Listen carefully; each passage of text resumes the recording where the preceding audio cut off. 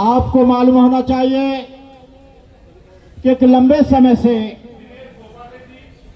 बुद्ध गया का आंदोलन करीब 135-40 वर्षों से चल रहा है, लेकिन भारत सरकार के कान पर जू तक नहीं रेंगती है। वो मस्जिदों में हिंदू मंदिर तलाश रहे हैं, लेकिन उनको नहीं दिखता कि बुद्ध गया में वो महाबोधि महाविहार बौद्धों का है, जैसे मुसलमानों का मक्का मदीना, ईसाइयों का जेरूसलम, वैसे ही सारी दुनिया के बौद्धों की आस्था का पवित्र स्थल बुद्ध गया है। लेकिन भारत सरकार और प्रदेश सरकार जो 1949 एक्ट है, जो 26 जनवरी 1950 से पहले बना, उसको अपने आप जो हमारा आर्टिकल नंबर संविधान का है 25 से 28 तक उसे निरस्त हो जाना चाहिए।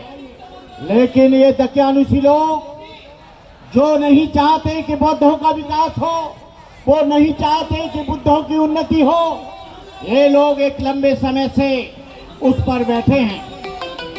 ये जो आंदोलन है ये मोदी जी की कान में पहुंचना चाहिए।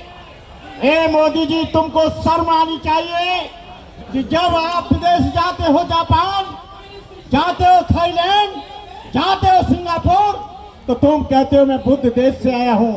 लेकिन हे मोदी, तेरे को शर्म आना चाहिए कि 135 वर्ष से ये आंदोलन चल रहा है, बौद्धों पर जुल्म हो रहा है, उनका पानी रोका जा रहा है, उनके तंबू और बम्बू को तोड़ा जा रहा है, उनको रात में उठाया जा रहा है, उनको बिजली नहीं दी जा रही है, उनको पानी नहीं दिया जा रहा है। कैसे ये देश में, अरे मोदी जी, आप बौद्ध गया का मंदिर हम दो मत दो, लेकिन तुम्हारे लोकतंत्र को, तुम्हारी धर्मनिरपेक्षता को हम सारी दुनिया में नंगा करता रहेंगे। हमसे कहते हो कि आंदोलन बंद करो, देश की बेइज्जती हो रही है, देश का बेइज्जती हो रही है।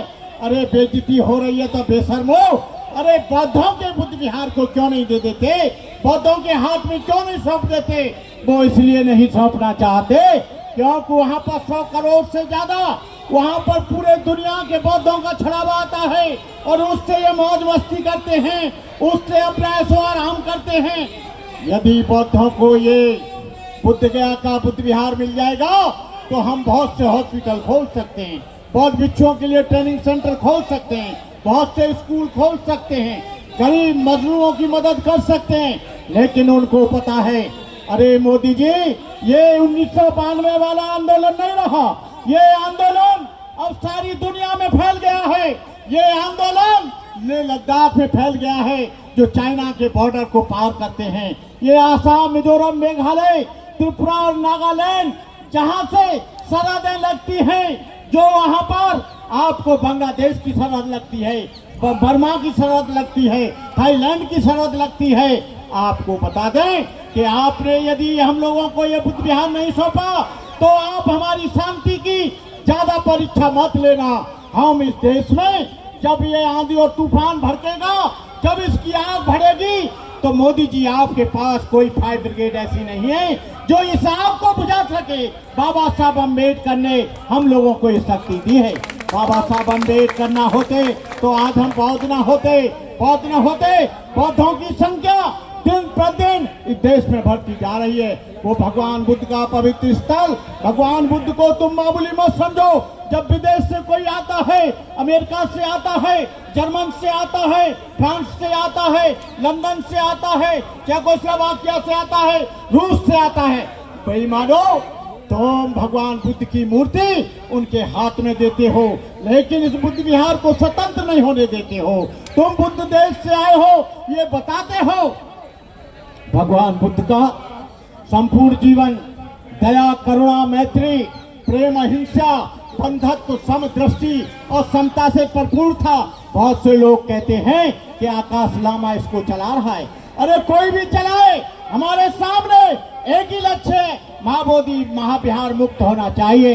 लेकिन आज कुकर्मुत्तों की तरह आज छोटे छोटे संगठन बनाकर जब से लामा ने 12 तारीख से फरवरी से शुरू किया है, उसके बाद तमाम चंदाखोरों की भीड़ लग गई है। तमाम छोटे छोटे संगठन बनाकर चंदा करने के लिए, लूटने के लिए। यदि तुम इतने ईमानदार हो और तुमको चाहिए, तुम लद्दाख में जाओ। हम लोग लद्दाख में गए हैं, आसाम गए हैं, मिजोरम गए हैं, अरुणाचल गए हैं, लेह लद्दाख गए हैं, पूना गए हैं। यहाँ भारत के हर कोने में 65 जगह पर हमारा आंदोलन चल रहा है। लेकिन कुछ लोग आकाश लामा को और ऑल इंडिया बुद्धिस्ट फोरम को बदनाम करने का प्रयास कर रहे हैं। लामा भाग गया, रुपया लेकर भाग गया। लामा ऐसा व्यक्ति नहीं है, लामा बुद्धिस्ट है, ट्रेडिशनल बुद्धिस्ट है। वो 1 रुपया इसमें से नहीं खाएगा, 1 रुपया भी इसका दुरुपयोग नहीं करेगा, 1 रुपया भी अपनी जेब में नहीं रखेगा। लेकिन वो लोग जिनको पैसा नहीं मिल रहा है, मैं इस बात को ज्यादा नहीं कहना चाहूंगा। लोग अपने कर्म से जेल गए, लेकिन नाम आ गया लामा के ऊपर। लामा ने किसी को भी जेल भेजने का प्रयास नहीं किया, लामा ने किसी के खिलाफ FIR नहीं कराई, लामा ने किसी को जेल नहीं भेजा। आज इस आंदोलन को हाईजैक करने के लिए रात को 2 बजे उन लोगों ने प्रयास किया। अरे तुमको हिसाब मांगने का कोई औचित्य नहीं है। हिसाब ऑल इंडिया बुद्धिस्ट फोरम करेगी, उसकी कोऑर्डिनेशन कमेटी करेगी, उसकी कोर कमेटी बनेगी। तुम यहाँ से आ गए कि हिसाब दो, तुमको कोई हिसाब नहीं दिया जाएगा।